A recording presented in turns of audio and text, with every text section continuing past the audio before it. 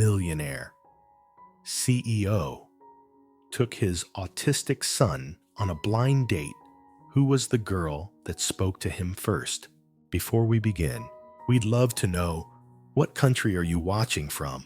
Leave it in the comments, and at the end, don't forget to give this story a rating from 0 to 10. Enjoy the story?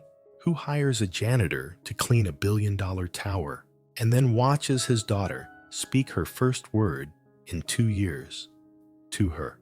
Nicholas Hale was a CEO who solved problems with money, but nothing could fix his daughter's silence.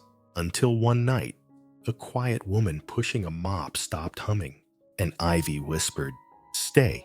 What happened next didn't just change one little girl's world. It cracked open the heart of a man no one could reach. And the woman, she had no idea that by simply listening, she was about to rewrite all 3 of their lives. She said one word, "Stay." He hadn't heard his daughter speak in 742 days. Nicholas Hale knew the number he'd counted. It was the kind of number that buried itself in your chest and stayed there like frost. Since the day Ivy's mother died, she'd spoken only in fragments, half sentences, humming noises, once even a bark when she was pretending to be a dog, but never a full word, never something she meant. Until that night, he had been working late again, quarterly numbers, 2 acquisitions, and a call with Tokyo scheduled at midnight. His daughter sat on the leather couch of his office, her head bent over a sketchbook, drawing quietly like always. Then he heard it, "Stay." At first, he thought he'd imagined it, but when he turned around, Ivy wasn't on the couch. She was in the hallway, standing in front of the janitor. Nicholas barely remembered hiring her. She was always there, after hours, headphones in, mop in hand, pushing that squeaky cart from one glossy hallway to the next. She never spoke, never asked questions, just moved, like a shadow in the night. But Ivy had stopped her. The girl looked up at the woman, clutching her sketchbook, like it was her last shield, and repeated it, "Stay." The janitor froze. Her name tag read Grace. She looked at Nicholas like she expected to be fired on the spot. "I'm sorry," she said quietly. "I didn't mean to." He held up a hand. "What did you do?" "I didn't do anything," she replied. But Nicholas knew better. That night, when Ivy finally fell asleep, curled on the office couch with her sketchbook tucked beneath her arm, Nicholas opened it. On the first page, drawn in crayon, was a woman with messy brown hair, a sunflower painted on her shirt, and a yellow mop like a sword. The caption, "She hears me." Nicholas stared at the drawing until his vision blurred. Then he opened his laptop, pulled up every file, every shift log, every detail about Grace Turner, and discovered what he already suspected. She wasn't just a janitor. She was the first person his daughter had let into her world, and she had no idea she'd just changed everything. Chapter 1. The Girl Who Doesn't Speak. Nicholas watched her through the glass, not Ivy. He was used to watching her, used to silence, used to the quiet scratch of her crayons on paper. No, this time, he was watching the janitor, Grace Turner. She moved down the hallway like someone used to being invisible. No makeup, no jewelry, hair tied back in a way that said she didn't have time to care how it looked. She pushed her cart to the corner outside his office and began wiping the windows, humming something low and familiar, a lullaby, maybe. Ivy paused her drawing, sat up straighter. Nicholas narrowed his eyes. Every other adult who entered Ivy's space walked on eggshells or smiled too wide or spoke in voices like cartoons. Ivy ignored them all. But this woman hadn't even noticed Ivy was watching. She just kept humming, soft and off-key and human. And that's when Ivy whispered it again. "Stay." Nicholas pushed open the glass door. Grace turned fast, startled, nearly dropping the spray bottle. "Mr. Haley," she said quickly, stepping back from the entrance. "I didn't mean to." He raised a hand. You didn't interrupt anything. Grace glanced at Ivy, who had returned to her sketchbook, but was now drawing furiously. A little green figure with what looked like wings. Then back at Nicholas. She spoke. He nodded once. She hasn't said anything to anyone in almost 2 years, he said quietly. Except me, and even that's rare. His eyes didn't move from her. So why you? Grace blinked. I don't know. Her voice was honest, not nervous, not bragging, just confused. He wanted to believe her, but Nicholas Hale didn't live in a world of accidents. Everything had cause. Everything had effect. If this woman had found a way into his daughter's silence, he had to know how. I'll need your file, he said. Grace blinked. Excuse me? HR keeps personnel records. I'll request yours. I'm not sure what that has to do with anything. He crossed his arms. Then you have nothing to worry about. Grace's jaw tightened, not in fear, but in quiet defiance. With respect, Mr. Hale, I'm just a janitor. I sweep. I clean. Sometimes I hum, because it's quiet in these halls, and it helps me stay focused. That's all. He studied her for a moment, long enough for most people to shrink under his gaze. She didn't. Then I suppose we'll see, he said. 2 days later, Nicholas sat in his office, Ivy asleep on the couch, as Laurel, his executive assistant, dropped a slim manila folder on his desk. This is all we have on her, she said. He opened it. 1 page. Name: Grace Evelyn Turner. Age: Champidou. No criminal record.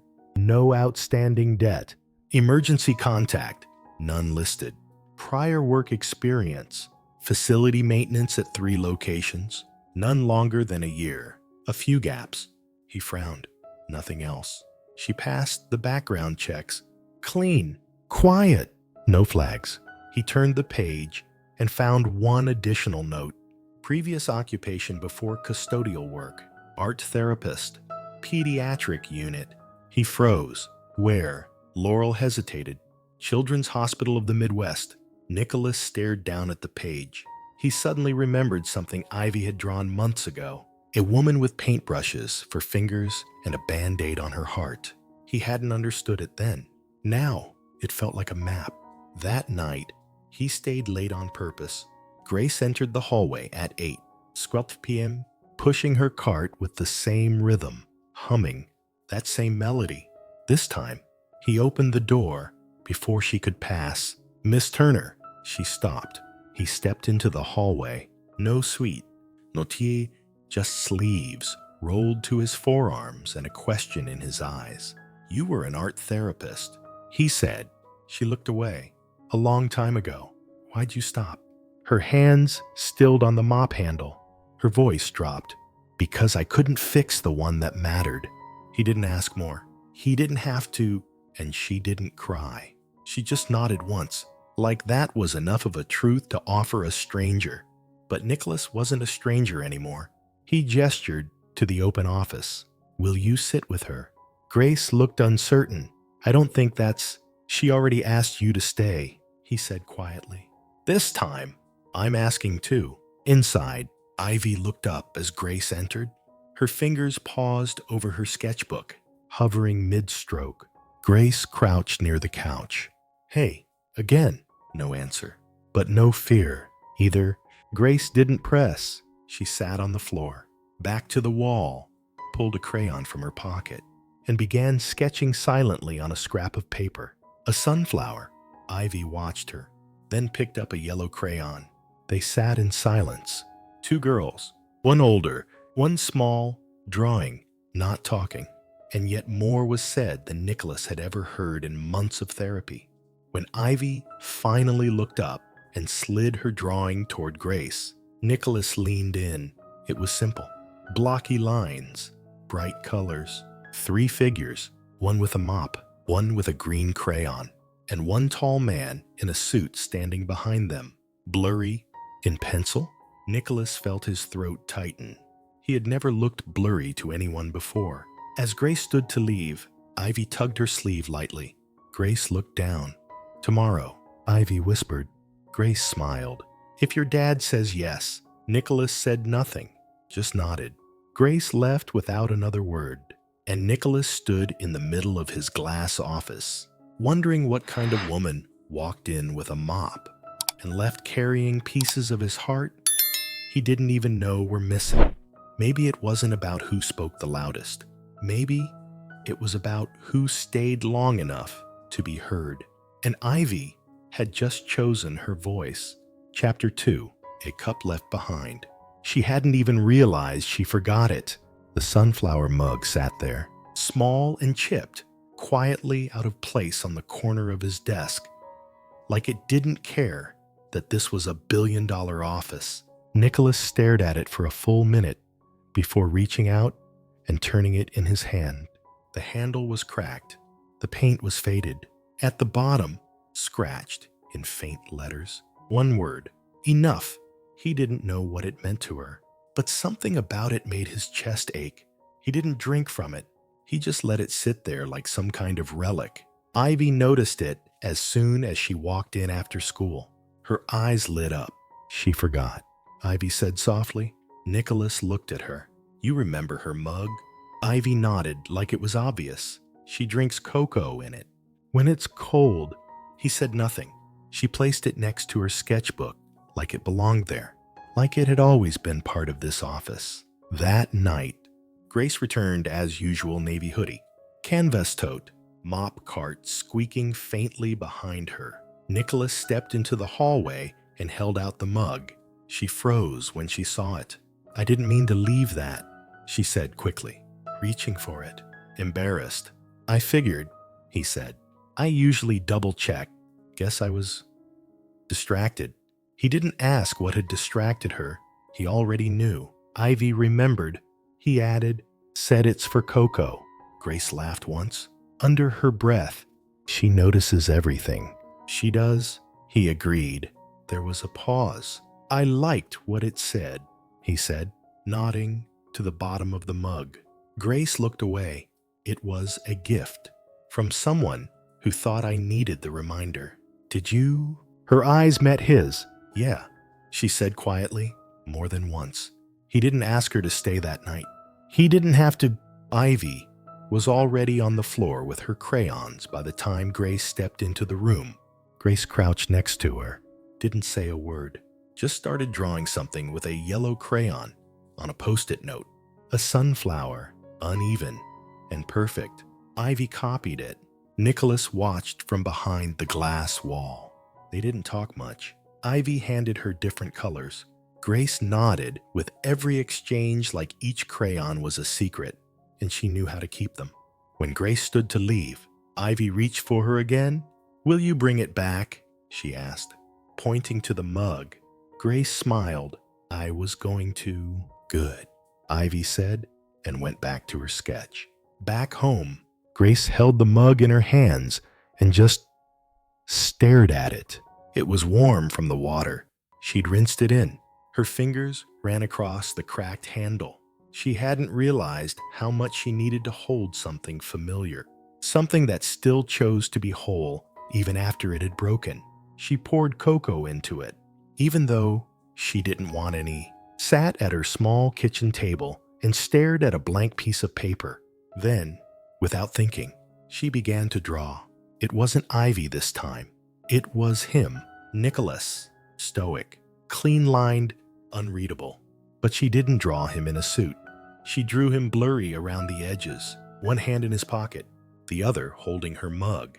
And at the bottom, in Ivy's scrawled handwriting that she'd seen dozens of times now, she wrote one sentence. He looks lonely, but he stays. She folded it up and slipped it in her tote bag. Maybe she'd leave it on his desk. Maybe not. But for now, it was enough to know she saw him, even if he didn't see himself yet. Chapter 3, Sketchbook Secrets. Nicholas didn't mean to see it. Not really. Ivy had fallen asleep on the office couch again, curled under the same fleece throw she'd brought from home. Her sketchbook lay half open beside her, one crayon still in her hand. Grace had already left for the night, her scent faintly lingering, something like lavender and bargain detergent. Nicholas picked up the sketchbook to move it off the floor, but then he saw the page. It wasn't one of her usual drawing superheroes or flowers or the green mug. It was different, darker. It showed 3 people in a room, a man behind a glass wall, a girl sitting cross-legged on the floor, and a woman in a hoodie crouched beside her, a sunflower blooming behind her like a halo. The man looked like he was watching them, but couldn't reach them. And in Ivy's small handwriting, "She talks to me." He watches. Nicholas sat down slowly. The sketchbook stayed open in his lap. He stared at the lines until they blurred. The next morning, he met Grace in the lobby. She was early. He was earlier. "You draw," he said. Grace blinked. "Excuse me?" He held up a folded page, not Ivy's. The one Grace had slipped into his office the day before. Nicholas unfolded it. Him, holding her mug, drawn in bold strokes and soft eyes. He looked human. "I wasn't going to leave it," Grace said quickly. "It was just something I did. You made me look better than I am. I drew what Ivy sees." He looked down again. "She thinks I'm the problem." "No," Grace said. "She thinks you're stuck." Nicholas looked up sharply. "Stuck?"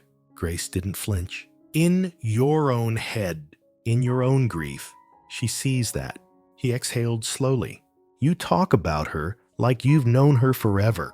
"I've known her, even before I knew her name." Later that day, Nicholas did something he never did. He canceled a meeting, just walked out of a boardroom full of men in suits and said, "Reschedule."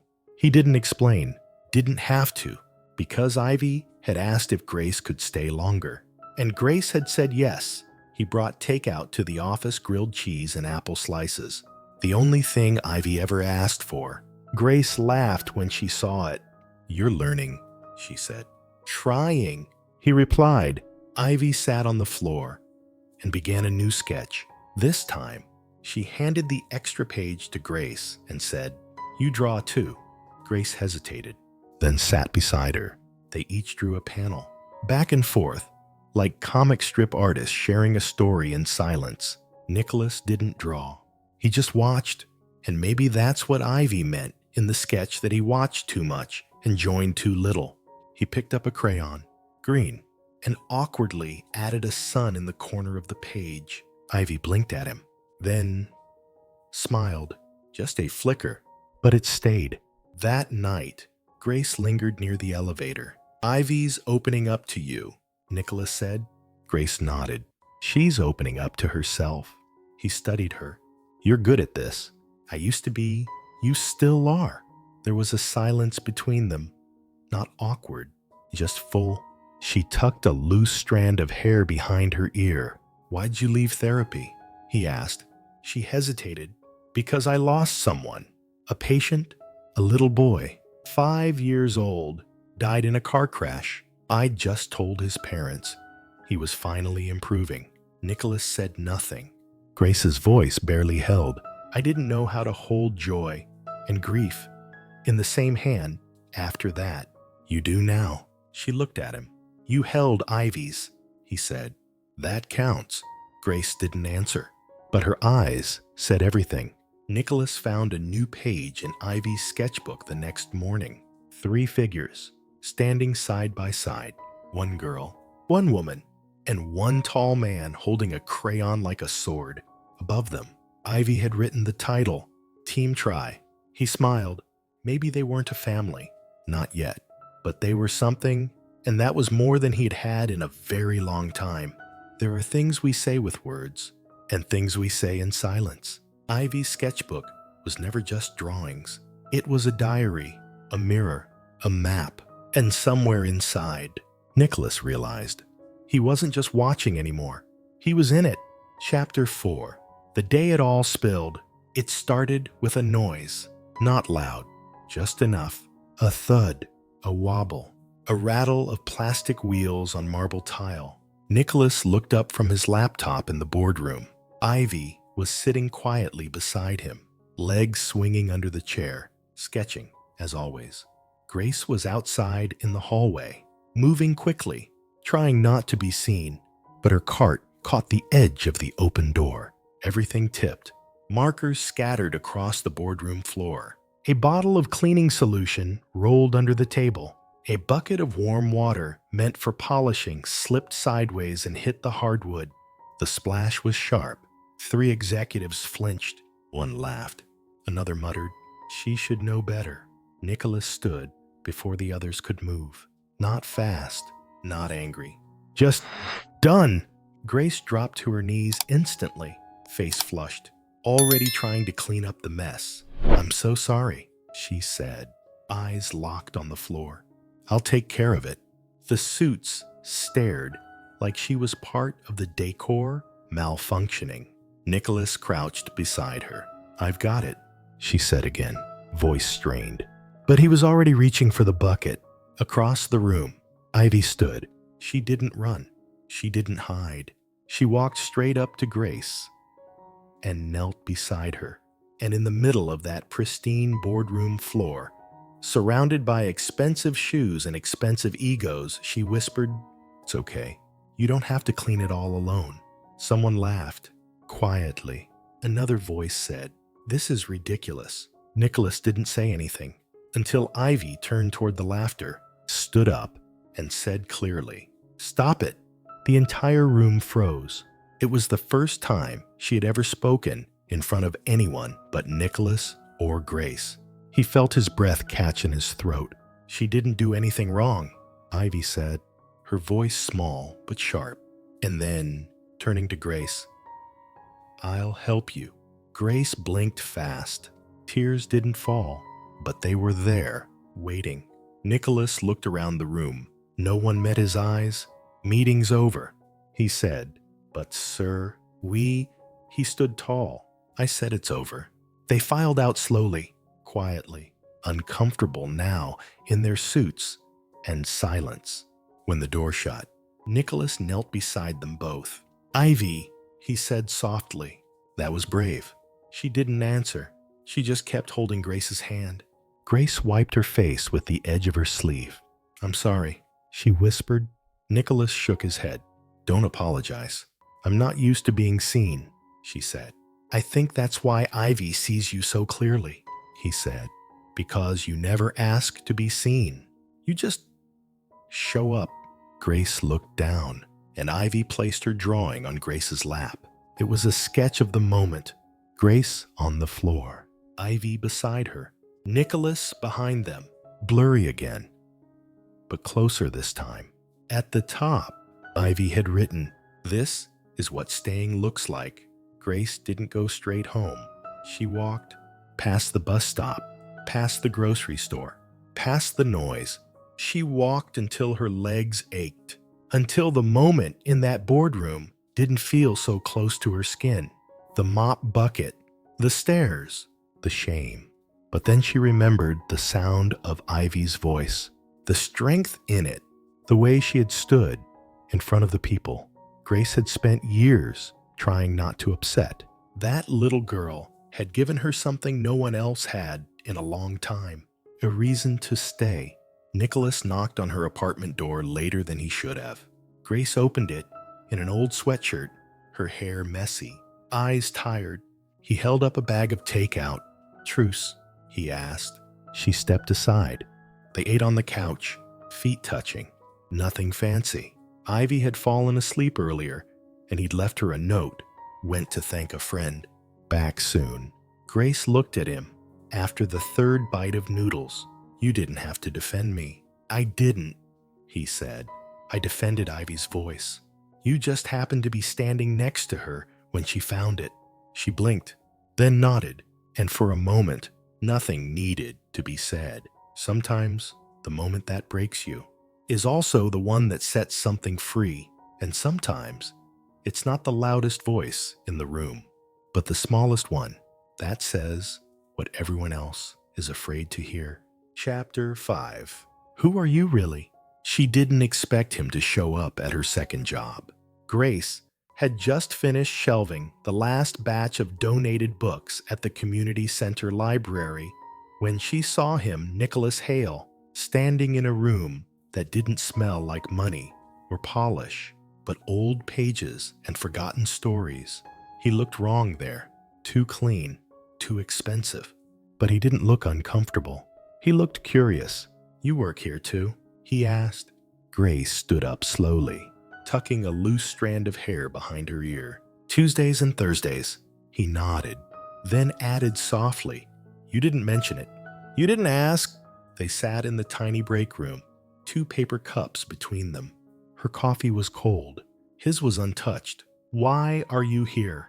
"Nicholas." He looked at her for a long moment. "Because I Googled you." She flinched. "I had to," he said quickly. "I didn't like not knowing." "And now," he exhaled, "now I know more. And understand even less." She looked down at the table. "Art therapy, children's hospital. 5 years ago, you stopped. No articles, no interviews, just silence." Grace nodded. "I want to know why." Her fingers tightened around the cup. "You want the polished version, or the part I haven't said out loud in years? Whichever's true." She didn't rush, didn't dramatize. She just told him. There was a boy named Micah, 5 years old, autism diagnosis at 2. Grace was his therapist for 8 months. He had just started smiling again, using colors again, laughing. Then one night, a drunk driver ran a red light. Micah and his mother never made it home. And Grace blamed herself. "Because I was the only one who got through to him," she said, voice steady, "and I couldn't protect him." Nicholas's chest tightened. "You're not responsible for—" "I know that," in my head. She tapped her temple. "But my heart doesn't always listen." He said nothing. She added, "So I stopped. Art therapy, clinics, anything that made me feel like I could be someone's lifeline. Until Ivy." Grace nodded. She didn't need a lifeline. She just needed someone who didn't flinch at silence. They sat in the quiet, the kind that didn't need filling. Nicholas finally said, "I haven't told you about Ivy's mom." Grace met his eyes, waited. "She had a brain aneurysm," he said. No warning. 1 minute, she was brushing Ivy's hair. The next, she collapsed. Grace closed her eyes. "I was halfway across the world on a video call about infrastructure contracts," he whispered. Didn't even say goodbye.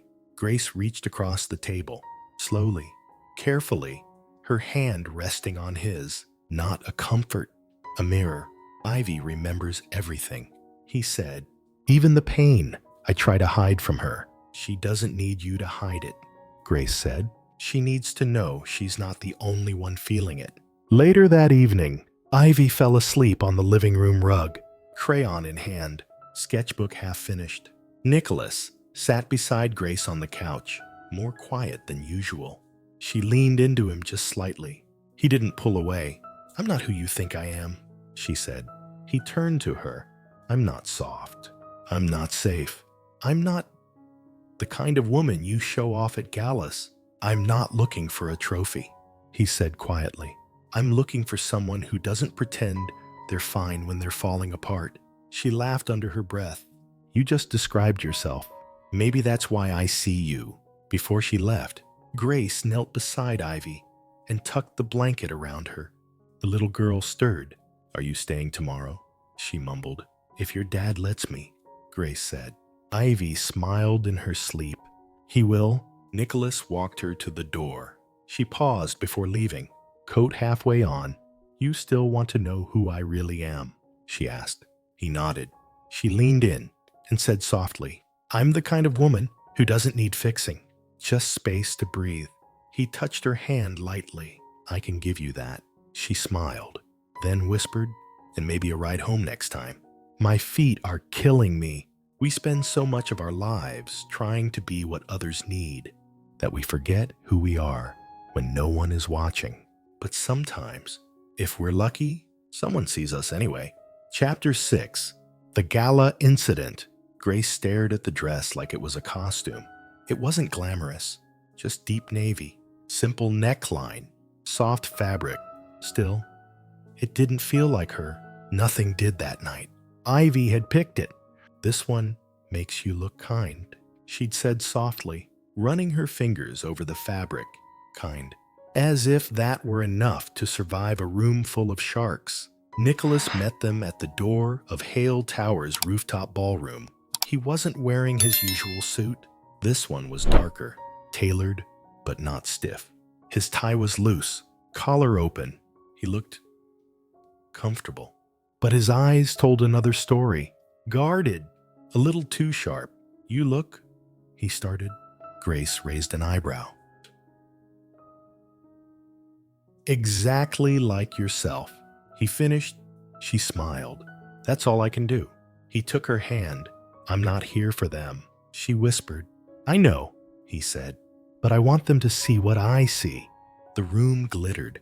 Crystal chandeliers, white-gloved waiters, conversations that sounded rehearsed, champagne in fluted glasses. No one actually finished.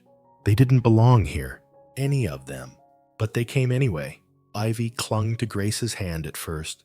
Grace leaned down and whispered, You're allowed to be quiet. Ivy nodded. Nicholas stood between them, like a shield. But he didn't speak for them. He let them lead. It was Ivy who first approached the dessert table.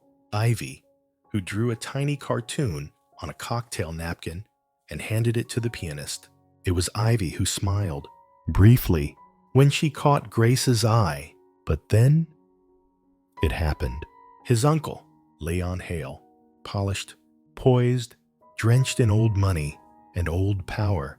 Well, he said, sauntering over with a grin too wide. This must be the famous librarian. Grace extended her hand politely. He didn't take it. Charming, he said instead. You must understand, of course, that events like this carry expectations. Nicholas's jaw tightened. Presentation matters, Leon continued, especially when one is so newly adjacent to our world. Grace didn't flinch.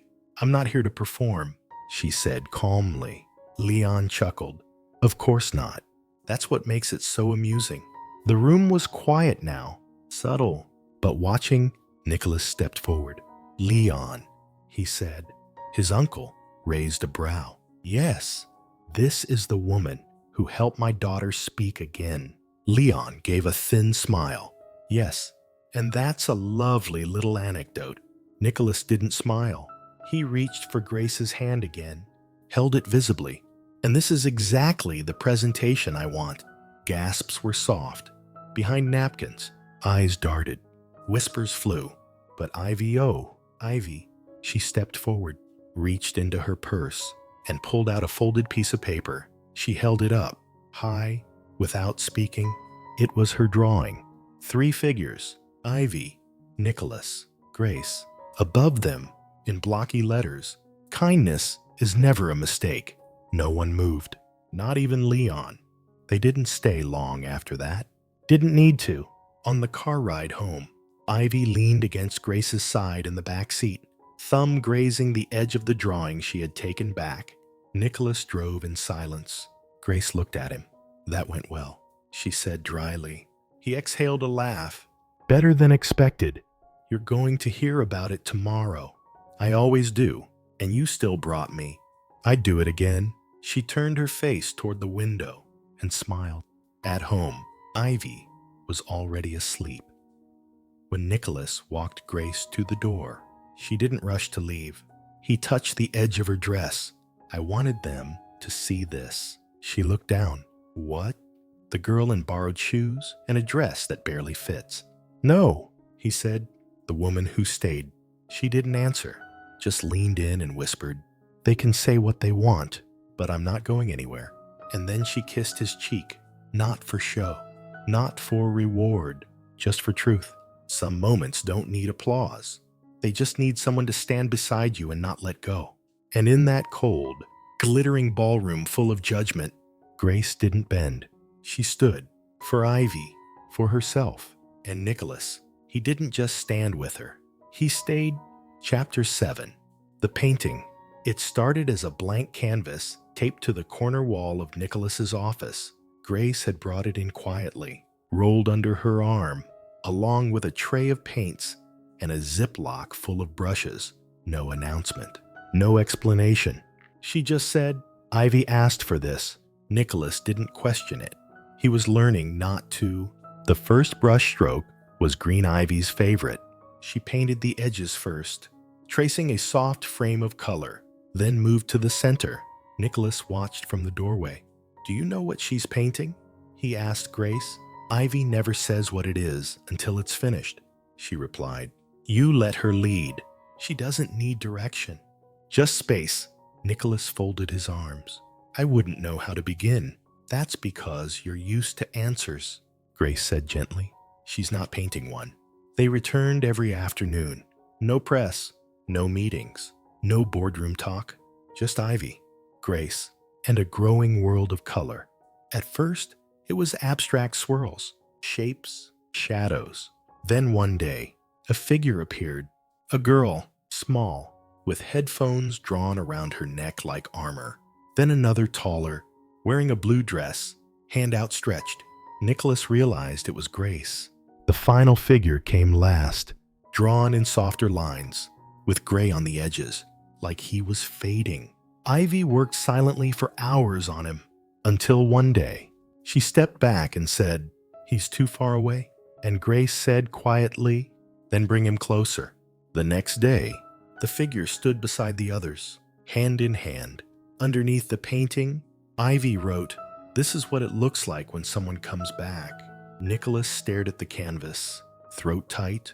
He had spent so long standing outside the frame of his own life. He didn't realize how much Ivy had noticed. She always noticed. Grace leaned beside him. "She painted what she's afraid to say," Grace whispered, "and what she hopes is true." Nicholas looked at her. "What's that? That you're here now? Not just in the room, but in the story." That night, Ivy asked to sleep with the lights off for the first time in years.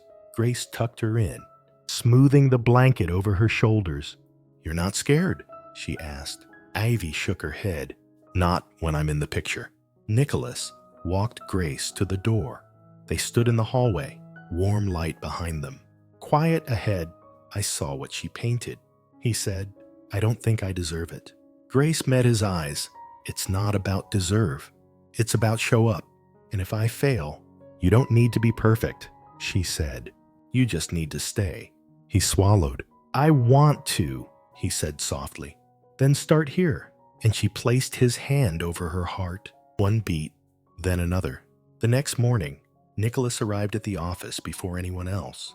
He unlocked the door, walked over to the painting, and added one stroke of color with a brush Ivy had left behind. It wasn't clean. It wasn't straight, but it was close. And it was green. Ivy walked in an hour later, saw it, and smiled. "I knew he'd try," she whispered to Grace. Grace smiled too, because sometimes the bravest thing wasn't shouting. It was adding one line to someone else's story and believing you belonged there. You can't rewrite the past, but you can pick up the brush and choose to paint a different ending. Nicholas had stood in the background long enough. Now, he was part of the picture. Chapter 8, Silent Storm. The photo wasn't supposed to mean anything, just a quiet moment outside the library. Grace walking hand in hand with Ivy, Nicholas trailing behind them, smiling. Candid, blurry, no makeup, no posing. It was everything real, and everything the internet could twist. The headline hit by morning. Billionaire CEO's mystery girlfriend revealed. Local, librarian, or opportunist. Grace read it on Tessa's phone over burnt toast. She didn't move, didn't speak. Her fingers gripped the coffee mug with a quiet tension that said more than words ever could. Under the photo, the comments bled out like poison. Classic gold digger story. Using a special needs kid for clout. Bet she's after the inheritance. Grace scrolled too far. One comment linked her past.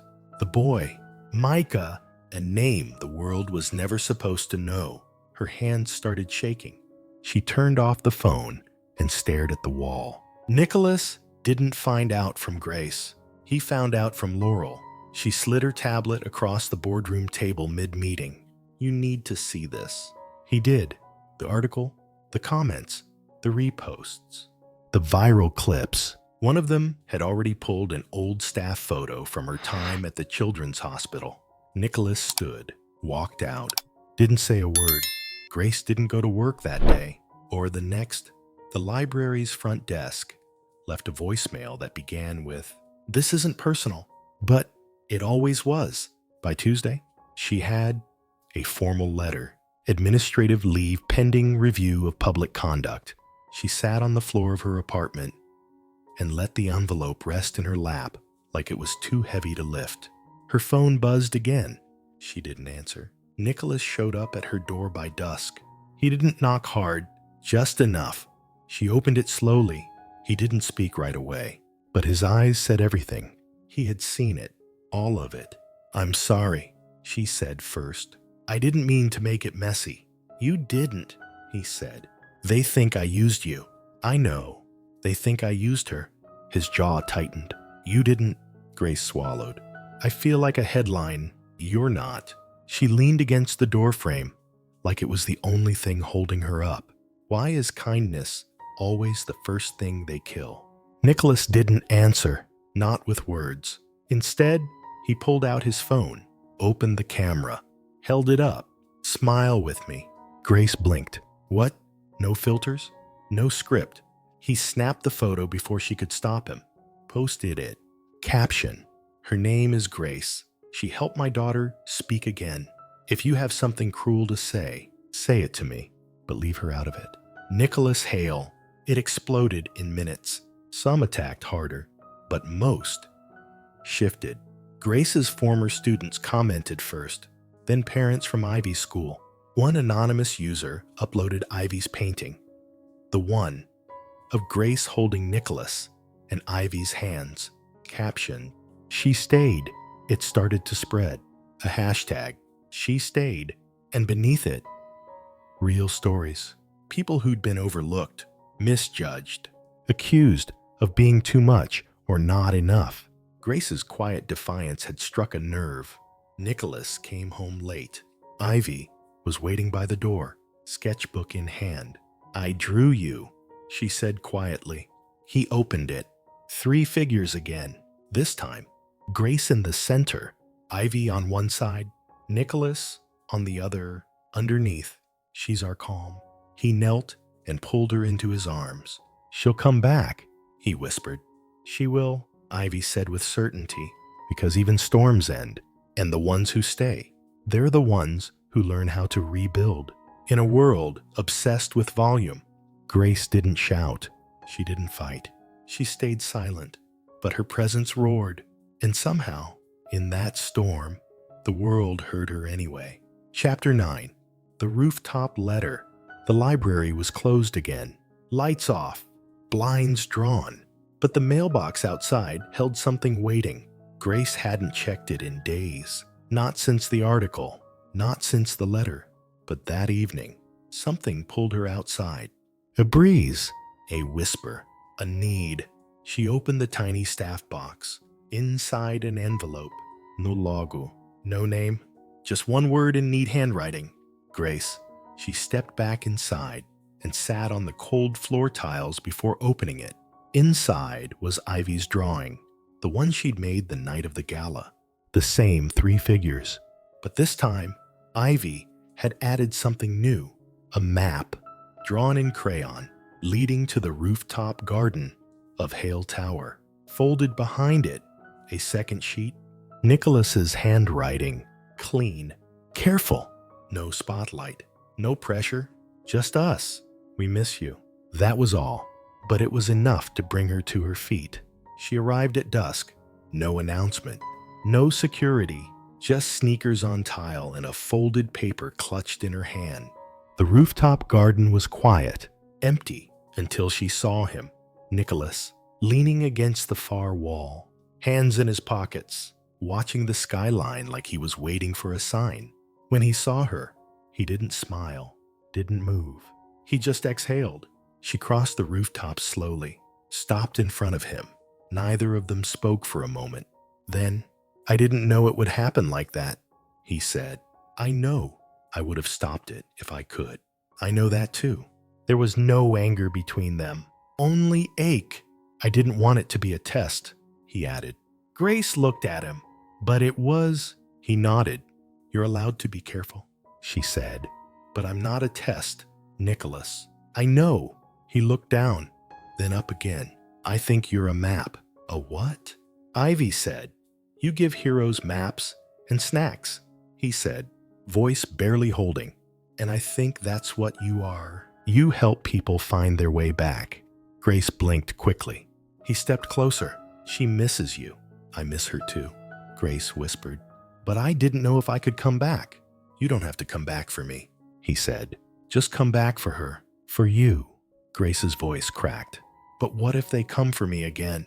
Then I stand in front of you next time, he said. And if you fall, then we fall together. She didn't answer, but a small hand tugged at hers. She looked down. Ivy, in her hoodie, sketchbook clutched to her chest, and a purple crayon in her outstretched hand. Grace took it, stunned. Then Ivy did something she hadn't done before. She reached for Grace's other hand, held it, not gently, firmly, like she'd been saving that grip for this moment. Later that night, they didn't go back to the library or the office or the car. They went to Nicholas's home. The house was warm, lived in, messy, toys on the floor, laundry basket half folded, a burnt cinnamon roll in the trash. Grace looked around. This isn't what I expected. I hope that's a good thing. It is, she said. Ivy set her sketchbook on the table and opened to a fresh page. New comic, she said quietly. Grace leaned in. Title. Ivy smiled.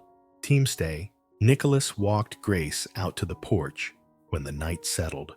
She didn't say goodbye, just stood under the string lights, watching the city flicker. You can come in, he said. She looked at him. Not yet, she replied, but soon.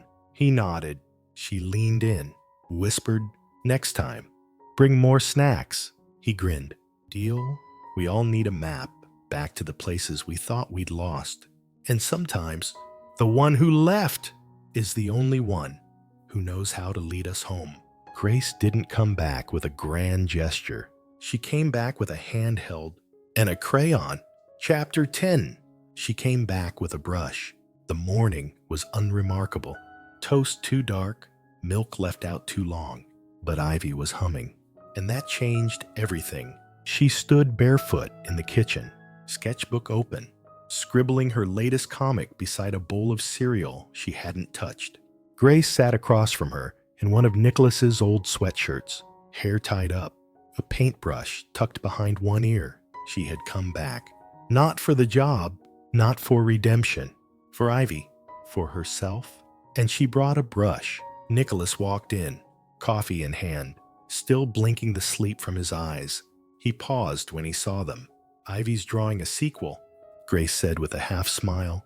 Apparently we weren't done. Nicholas raised an eyebrow. What's this one called? Ivy looked up. Team begin. Grace blinked. Nicholas stepped closer. That one's new. Ivy nodded. Because staying was the middle. Now we begin again. Later that day, Grace returned to the library, not through the front door, through the children's section side entrance, where the dinosaur slippers still sat behind the reading chair, and a paper heart someone had left weeks ago waited on her desk. One of the kids spotted her first.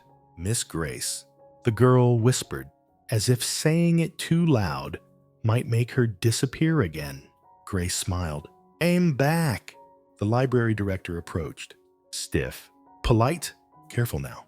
He tried to offer an apology without using the word sorry. She didn't interrupt.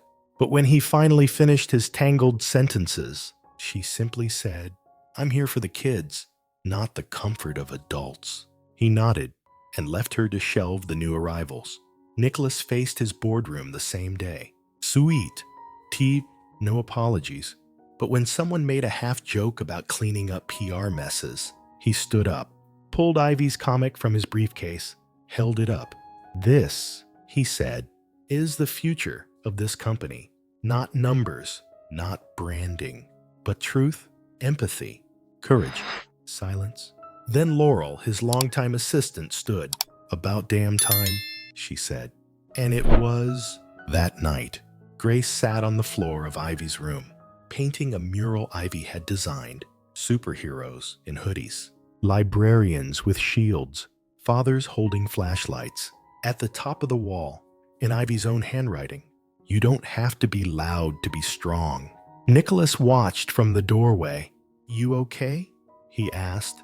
Grace nodded, dipping her brush into a soft blue. "I'm more than okay," she said. "I'm finally home." When the mural was done, Ivy stepped back, beaming. Then, carefully, she added one more word to the wall. In green crayon, "Stay." Grace didn't cry, but Nicholas almost did. The three of them sat on the porch later, under the same string of fairy lights, legs tangled in a blanket too small for all of them. Ivy fell asleep first, head on Grace's lap. Grace looked at Nicholas. "You still scared?" she asked. He didn't pretend. "A little." "Good," she whispered. "It means this matters."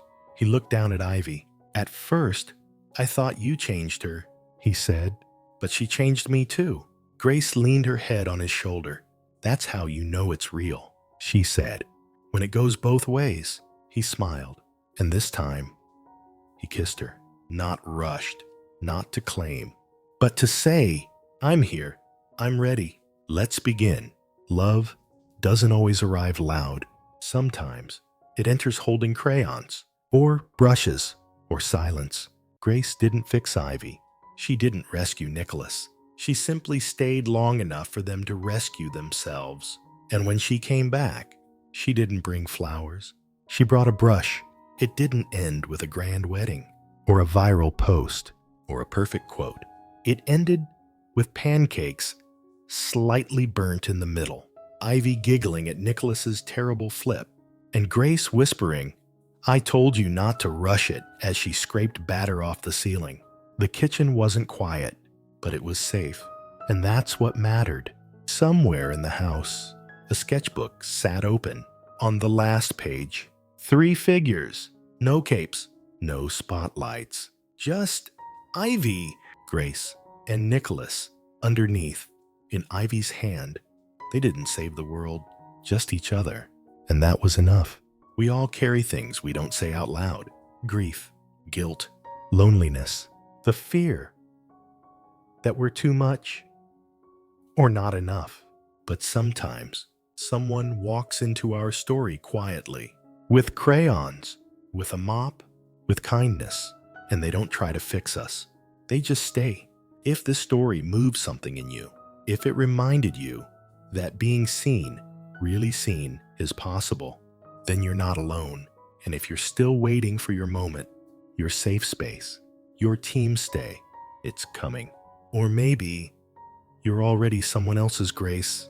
If this story meant something to you, there's another one waiting to hold you next. See you there. We'd love to hear from you. What did this story make you feel? Drop your thoughts in the comments and rate it between 0 and 10.